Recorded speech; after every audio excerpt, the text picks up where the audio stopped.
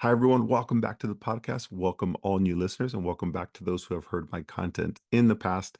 If you want to know what are the five critical steps to treat cash pay patients, this episode is going to be perfect for you.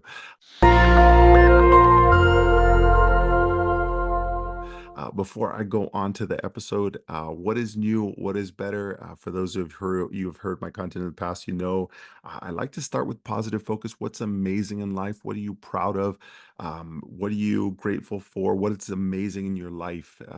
And I can say that there has been a whirlwind. For those who have followed for a long time, I took a little hiatus. I needed to take a little personal break. I need to focus in on some big things, and I'll share them across the next few weeks and months.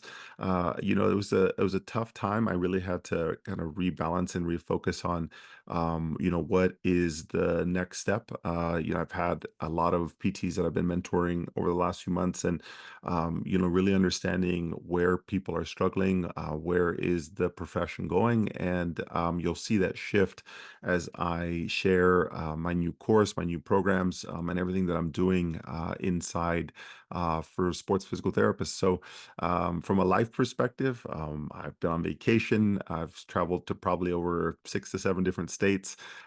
We are back in school. My kids are back in school effective today and tomorrow. They've been to the dentist and back. We recently just had a block party with our local group here.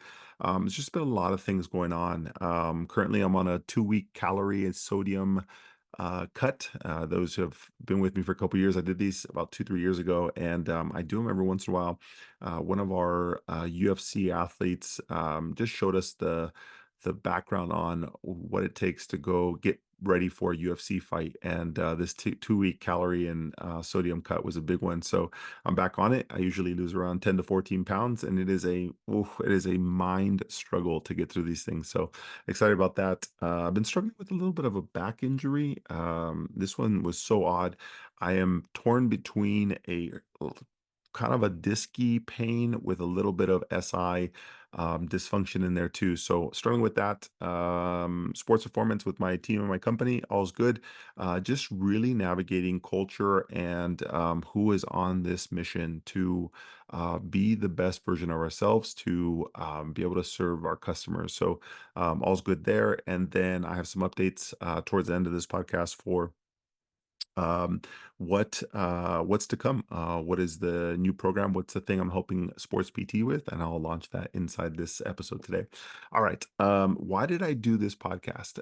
Truth be told, I had a physical therapist ask me a simple question that really just pushed this whole thing in a different direction. And the question was, um, I work in a traditional insurance-based setting.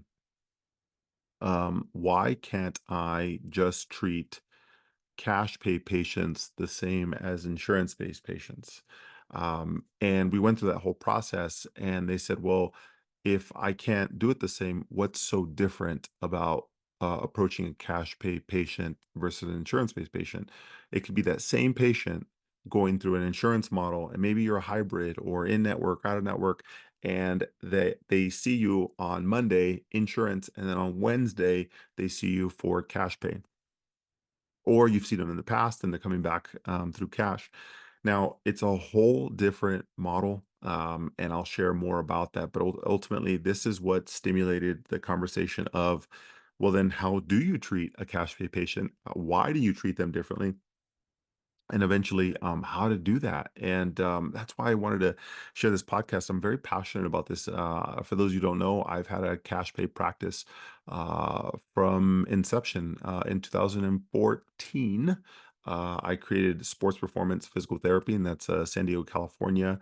I have expanded to 3 locations, and I've grown over 14, no, 15 staff. I think at most I had 18 staff, and there's a lot of lessons I've learned along the way. And for those of you interested in cash pay, whether you want to take that leap into cash pay physical therapy, or you're a cash pay owner, or you're an out of network or insurance and you're looking to work with more cash pay, this is perfect for everyone. But ultimately, it's for the physical therapist who wants to create they want to tailor and create personal experiences for cash pay patients. And everyone talks about it's the same slogan, the same line with every cash pay PT. I want to create a one-on-one, personalized, quality care, that blah blah blah, right? It's all the same things. And ultimately, you might say those things, but the way you approach them and the way that you treat them, there has to be structure within that. And the problem I've seen with a lot of PTs, let me tell you the problems before I tell you the solution. The struggle becomes, and in PT school and insurance-based care, you have to understand who pays for the session, right? You might say, well, the patient pays for the session. Well, they actually don't. They actually pay just the copay. It's a portion of the session. And depending on your PT clinic, and your billing codes, you might get up from $100 to $250, depending on the initial valuation and everything else. And when you go insurance based, if the insurance company is paying for it, the patient is only paying 20, $30, whatever it is for that session. It's very easy for them to do 2 times a week for 8 weeks or whatever it is, because they're like, well, $20 times, 12 sessions or whatever that math is. It doesn't affect them. It's such a low cost, it doesn't even bother them. And they don't have to pay for anything. They just come in effortlessly and they do go through this wheel. And that's a traditional insurance-based model. And if you think about it, PT school primed us for that, right? They got us ready for being able to structure things that you do this to provide objective measures to the insurance company to justify them coming back. And now when you go to a cash pay setting, there's no insurance, there's no primary care. The patient is now paying for that. So now you then try and apply that same model of, well, let's take your goniometer and see how much range of motion you have, and then you take your time and you say, hey, your knee flexibility's improved, 3 degrees, and you're squatting better, and you're showing improvement. Good job. That's what typically happens, and that's probably one of the worst things that you can do in a cash pay setting. And if this is something you've done, it's okay. It's very normal. This is what every new grad established clinician who's ever gone from PT school to cash pay, or from an insurance-based model cash pay, well, no different. And so when you're looking at cash pay, there's 5 critical steps. Rather than doing what I just said, there's 5 critical steps that you need to understand. The worst thing you can do, as I mentioned, is go through a whatever PT school or traditional insurance-based model placed on you, and you apply that to cash. Here's the difference in cash. That person, that patient, has different expectations. They're like, wait a minute, now you're charging me $200 a session. I was paying 30 before. What am I going to get that's different than that? That's what they're asking. And then the process and the skills that you have are going to be very different for a cash-based setting. So I'm going to go through these 5 critical steps. And, if this is a new framework to you, you let this marinate, but you include it inside your practice very quickly. And if you don't, you're going to go through this process. You're just going to go through a washing machine of rinse and repeat, rinse and repeat. What you'll find is patients start self-discharging. They start, not coming. They're not interested. What you'll typically see is they'll come for up to 4 visits, and then they figure out this is probably not for them because it's not sustainable. They're not getting what they want. And you might say, well, it's too expensive. No, what'll happen is, if you're not following this process and this 5 critical steps to a T, you'll be in trouble. And you have to learn to understand what the customer or the consumer wants, and that's your patient. And once you determine these 5 things and you create this process, it'll set them up for success, and you'll be able to have really good conversations, have long-term outcomes, and really be able to grow your practice, so you can be that expert in your local town. And I think that's what we all want. We want to be, we want to be committed, and see that people are valuing what we do and we're making an impact. More than importantly, we want to help people. And in order for us to help people, sometimes you have to have a cash pay portion of the business, whether that's all of it or a portion of it, to be able to serve specific customers. So here's the 5 critical steps that you have to have. All right. I have these written down. All right. So number one, um, you have to determine the patient's long-term goals. Like, not, I want to be pain-free. Mm, I want to go up and down stairs. Those are all short-term. And it really comes down to, do you understand what their real limitations are? You have to understand what these are to determine where you're going to take them on a journey. And this is a patient success journey. So determine their long-term goals. And what I mean by that is, let's take an example. Let's take Mike. Mike has pain going up and down stairs. Now, a lot of people can have pain going up and down stairs, but it doesn't really impact their life. Mike is 50 years old, can go up and down stairs, and has been struggling. You have to ask, okay, Mike, um, what is the concern with going up and down stairs? People make decisions based on fears. Now, they have to be fearful of something. So let me give you an example. If somebody has a torn ACL, it's not that they can't play soccer. It's fearful that they're going to lose their position, or they're going to lose their college scholarship, or they're going to lose their social circle. That's the real underlying fear. The fear is not, well, I won't be able to play soccer again. No, no, no. There's something behind that. That's part of their identity and who they are. Once you establish this helps you create the long-term goal. So for instance, Mike, they can't go up and down stairs. I understand. What was the fear that led them up to this? And that helps you understand that fears help create decisions. Now, why does that happen? Because it creates urgency. People make no actual target or movement towards anything in life unless there's urgency. You know yourself, right? So, for instance, why should I study for a test? Oh, because it's tomorrow. That creates urgency. Somebody has Achilles tendonitis and they're running a marathon. They've been able to do it for a while, and now it's 6 weeks out, and now they're concerned that they won't be able to compete. That's the fear. The fear is I won't be able to compete, and I put all this time and money into it, and I won't be able to do my best inside that. So it's not like I want to run a marathon. The fear is I've put all this time and money and effort and I don't want it to go to waste. That is the long-term goal, run the marathon. It's not reducing Achilles tendonitis. So don't take short-term superficial goals for the long-term deep emotional goals.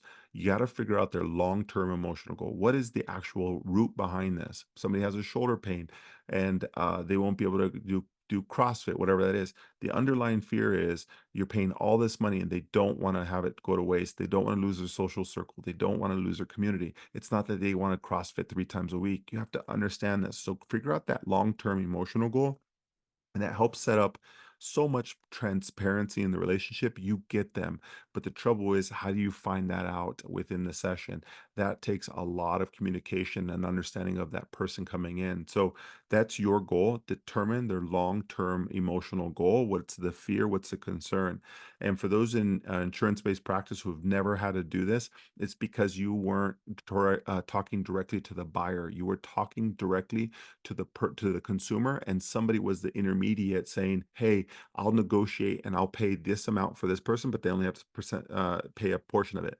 And don't take this the wrong way, but a lot of times that patient would be okay taking inferior care because the price is lower. And now that that patient is paying a larger amount, they're like, okay, wait a minute, what am I paying for? So the first thing you have to do is understand them. Listen, Mike, I understand that you're painful, going with your, go up and down the stairs. But I also understand that this knee pain was also getting in the way of your grandkids and playing with them. And while it might affect your going up and down stairs, I understand your grandkids are, a big part of your life, and you don't want to feel like you're not the grandpa who can keep up with them. I completely get that. So they might say they have knee pain, but the deep behind that is understanding why they really came to you. One of the great questions you can ask is, what made you come to see me? Well, I was having knee pain for 3 to 4 months. That's great. Um, why didn't you come to me at the start of it? Well, it wasn't bothering me enough. Great. Why didn't you choose me at month two? Well, it wasn't bothering me. Great. Why wasn't it bothering you at month 3 or 4? Why did you come to me at month 4? Well, it was bothering me enough. Great. What was the thing that made you come see me? Right, you just keep understanding why they make decisions, and like I said, if you this is uncommon to you in insurance-based care, this is essential because you have somebody who is really trying to determine if you're valued to their life, and the only way you do that is understand what's the problem in their life that you can help solve. That is the underlying premise of cash pay PT. All right, that's step number one. Determine the long-term emotional goal. Number two, this one's easy. This is part of the normal orthopedic PT setting. There's three things you have to determine next. You've got their long-term emotional goal. The next one is you got to figure out their stage of healing, which is not hard, right? They're going to be acute, subacute, or chronic. Got it.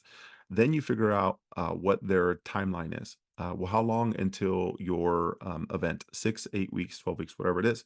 So now you have their phase of healing. That's going to align with their timeline. Does that match? Are they in the acute setting and they have to get back to a, I don't know, a pickleball tournament in 2 weeks? That's going to be a little tight. It's possible, but I can see what I can do with this.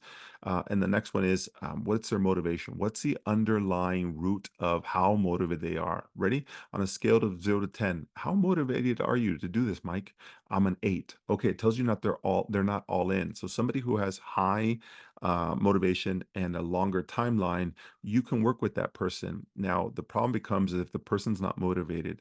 Now, this is always the challenge in cash pay PT. They're coming to you because they're looking to be lifted. They're looking for that motivation. Do you get them? Do you understand them? They feed off of your energy. Are you positive? You're like, I am confident I can get you there. Versus in a insurance-based setting, you were probably monotonous or you really didn't have to create the energy. Why? Because the consumer was paying so low and somebody else was paying for it. They're like, that's a no-brainer. Why would I not come here? This is not a no-brainer when they come to see you in a cash-based setting. Now they're paying a larger amount, asking every single session, what is this person going to do that I couldn't do on YouTube or go to an insurance-based setting? There has to be more. So when you determine these things, you have to figure out how motivated they are. And if they're not motivated, how far you need to lift them. You need to bring them up. That's why they're paying for you. So figure out their long-term emotional goal first. Determine their stage of healing, their motivation, and their timeline. That helps you determine how motivated can you move them towards that. So you've set the bar that you have the long-term goal. You know that their timeline and everything fits within that, and they're highly motivated. All right, now we figured out that it's possible. That's the first step. Number two is this is where the art in insurance-based care, insurance-based PT really struggles. The cash-based PT now can create a full plan of care, meaning in insurance-based PT, this was probably the setting. You said, you know what? Mike, the script here says we're going to come twice a week for the next 10 weeks. The pressure is off. Now you're like, oh, cool.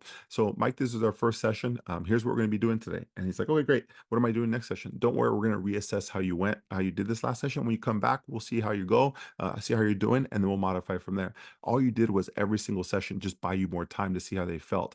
Now, what didn't do was help Mike towards a plan. All he did was wait for your every single session. All you did was say, okay, great. You're better today. Let's go this way. Now you were very reactive. That's a reactive insurance-based PT. Now, how does that differ when you're in cash-based? Cash-based, you have to forecast. Hey, Mike, I understand that you have the marathon in 6 weeks. I'm going to say at 6 weeks, I think we can get you there. You're going to be at 90%. I got to work backwards. At week, 5, you're going to be at 70%. At week 4, you're going to be at 50%. At week 3, you're going to be at this way. Now Mike sees a progression. He sees a full plan happening. Now, the difference is a cash-based PT has to forecast. There's no way around that to help the consumer or that person understand how long will this take to build this house or whatever it is, right? So if you hire a contractor to build a house or get a dental cavity fixed, how much better will I get? You now have to have a forecast. In insurance, you didn't have that pressure. In cash, it is an absolute must. You have to do that. So you've determined their long-term goals. Got it. I understand you. Number two, you've understood their stage of healing, their motivation, and their timeline. Got it. Now I've created a plan of care. Here's the other part of that. You got to commit to it verbally. This is where PTs struggle and they can't say it. You know why? Because they're scared of the financial strain it's going to put on them. You know for a fact that you can get them better in seeing them twice, 2 to 3 times a week for the next 6 to 8 weeks. That like you know it in your heart. You're like, I've done it 1,000 times in insurance. Here's the hard part. Then your this little thing on your shoulder says, you know what? Maybe they don't need to spend that much. Maybe they can just do it 1 time a week. So you say that and you say, hey, let's just do 1 time a week for the next 4 weeks and we'll reassess. What you did was you said, I know you can give quality, I can give you quality care, but I'm not going to do that. Why? Because I'm now assuming I'm your financial advisor and I'm going to tell you, you know what? I know you don't want to spend this. I don't want you to hurt your pocketbook. Let's just go 1 time a week. I know it's not the best for you, Mike, but that's okay. That's what you're saying to the person. And that is the worst thing you can do because you're not being honest and genuine about what would be ideal. So you set up like a plan of care based on good, better, and best. What's the best possible scenario? 3 times a week. What's the a good, better scenario? 2 times a week. What's a good scenario? 1 time a week. Now the consumer does that, but the problem is you can't even verbally say that. Why? Because you feel bad about delivering a service. Why? Because you're now the person that take the payment. It was different when there was an insurance or a physician who took care of all that, and you just wanted to be an operator and just let me just work on the factory line here and do this. But the trouble is now you're now the factory line, but you're also the person who does the exchange of the information to include payment, and that's the hardest things for PTs. One, to forecast. Number two, to financially provide that to a patient, and it's hard to commit to it. I get it, because you don't want to have a burden on them, but that's where PTs struggle. And if you can't determine a plan of care, they can't see what lies ahead and why they need to come see you, and you can't commit to it, so they don't even understand. They don't even know what you want them to do. So ready for this: if you don't include long-term goals and you stick to knee pain, you don't see how motivated they are, you don't have a plan of care, and you don't verbally commit it, what happens? The patient just goes away. They're like, ah, he was good. I'll try the next person. I'll go back to my insurance. I love that one. So once you've determined long-term goals, phase of healing, motivation, timeline, you created the plan of care and you committed to it. Number four is now you actually, behind the scenes, you create a structured program and an outline to align with their full plan of care. If you said, I'm going to see you for 6 weeks, now you need to create weekly progressions to make them get to that 6 week mark. In insurance-based care, you didn't need to do that. Why? Because all you had to do was wait for them every single session to come back. You can't do that in this scenario. They have to know what to do in the next 6 weeks. So what would week two look like? What would week three look like? Four, five, and six. What would their strength look like? What are you working on hip mobility like? What are you looking at neck rotation, range of motion look like? What are you doing with their ankles? What is it that you're doing? And most PTs have never had to think about that, because they're like, well, I just waited to every single session. That's the worst thing you can do in a cash-based setting. So if you haven't done that, that patient doesn't think that you're any different than insurance-based care. That's what they're used to. And most people who try cash-based settings, it's because they've done it, or they've done insurance based and they're looking for something different. So if you're applying what you've done in insurance based care to cash pay, you're not going to have people who come back to see you. I promise you, I've been doing this for 10 years. I've been mentoring thousands of physical therapists who work in cash based settings, have tried it and failed. And these are the things that I can tell you right now. If you don't get a grip on, you will not be successful. I promise you, you will grind. You're like, Chris, I will grind. It's okay. I'll just work harder. I'll work harder. I'll do more social media. I'll do more Instagram things. I'll do more exercises, and I'll do more YouTube videos, whatever that is. It's not the way. You have to understand the person and what they want. If you get that, then that person comes back, and that is what you call buy-in, and that's what people want. They just want to know that they're understood and there's value in what they're getting delivered. So create that structured program or that template for a full plan of care, and don't wait till every single session. And the last one is determine what their next barrier will be to their continued progress. And I call these dials. So three of the dials are health, fitness, and wellness. So for instance, if it's a health issue, meaning they have, medical high blood pressure, they have a heart condition, they have a history of multiple surgeries, they have, mental health issues, they struggle with anxiety, depression, whatever that is, you got to figure out how you can help that, because if you don't fix that, the pain will continue to come. Meaning, if they have high blood pressure because they're overweight, then fix the overweight and help reduce the blood pressure. The knee pain will continue to come back as long as they're overweight. And if you understand that, if they have depression or anxiety, if they have depression, listen, one of the things that you can do is help them. One of the best things, if you look at studies, one of the best things for mental health issues is exercise and release of dopamine and keep creating happiness and smiles. And if people are struggling with their exercise regimen, they're seeking dopamine. They're trying to feel better about themselves. And if this knee pain is doing that, it's one of the things that you can counter. So what you focus on is, how do we keep you exercising at a higher rate so you don't have so much of a challenge with mental health? So keep them exercising, turn the dial. And if you keep just fixing the knee and you don't fix what they're struggling with, they keep having the knee pain and saying you were just another physical therapist who helped them. Now, what if it's a fitness problem? Well, we got to get you more motivated. The knee pain's not going to keep, or it's not going to go away if they only go to the gym 2 times a week.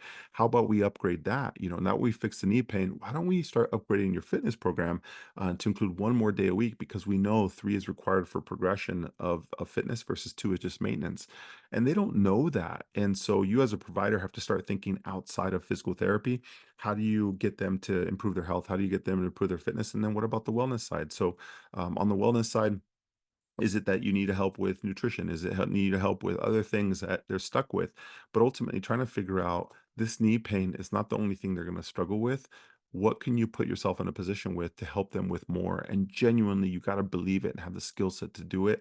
How do you help them with their health beyond just their knee? And these are five critical things that you need to include with every cash pay PT, every cash pay PT patient. And you know, I've had to really think long and hard about these 5 steps, and I think that's very critical for you to include.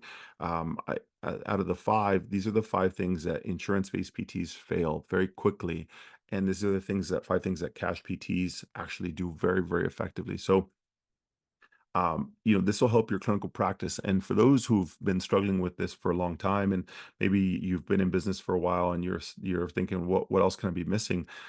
That's why I created my Cash PT Clinical Elevation course. It's to help PTs essentially learn how to treat specific cash pay patients. Number two, grow your practice. And number three, become the expert, become the number one PT, which is, I know I personally I always strive to be that. But in a cash pay setting, it's different. So if you're looking at how to structure, what is it that you need? What are the templates? What are the initial evaluation? What are the follow-up sessions? What's the exact structure? What I need to do in my evaluation? How do I streamline, my 5 point movement exam so that every single person gets the same experience? And the difference was in insurance-based care, you wanted to tailor it because everything else was templated. And now in a cash-based setting, if you make it too personalized, that person doesn't know what you're talking about. They don't get the same experience from session to session. So, creating structure, creating templates, what to say, how to frame it. That's the struggle. That there's 3 things that really people struggle with. It's understanding the patient, understanding how to communicate with the patient, and then the skills to treat in cash-based setting. And I'm going to give you all 3 of those inside this 8-week online program. And so I created it.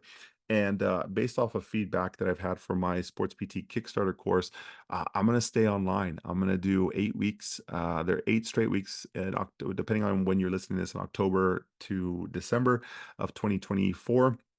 And it's 8 straight weeks, and you'll meet with me weekly for 2 hours, and you'll get an opportunity to really refine your clinical skills, refine your communication skills, refine your strategies, refine your programs and your outlines on, how do you deliver a plan of care to people? What's that plan of care look like? Is there templates? Is there 6-week programs, 12-week programs? What other wellness services can I do? All those things you have to think about. And if you're just coming in thinking, I'm going to fix this knee pain, you're just like an insurance-based PT, and that's what you can't do in a cash-based setting. And so, if you're interested by any means, and you're interested in growing and being part of that online mentorship program, send me a message, Dr. Chris at drchrisgarcia.com. I'd love to see if it'd be a good fit for you. Maybe you're early on in your cash-based setting. Maybe you've been doing it for a long time. Maybe you're an in-network, out-of-network setting, and you want to really refine those skills. Or maybe you have staff that you want them to learn a little bit more, and you've been able to do it, but maybe not your staff. And ultimately, these are all scenarios that will set you up for success, both in your clinical practice for yourself and your staff or future staff. So if you're interested in those things, send me a message. I'm excited to see you inside the course. Or last but not least, you can go into the webpage. It's drchrisgarcia.com/elevation. So in either case, I'm excited to see you inside the course. If not, I'll see you on the next episode. Take care.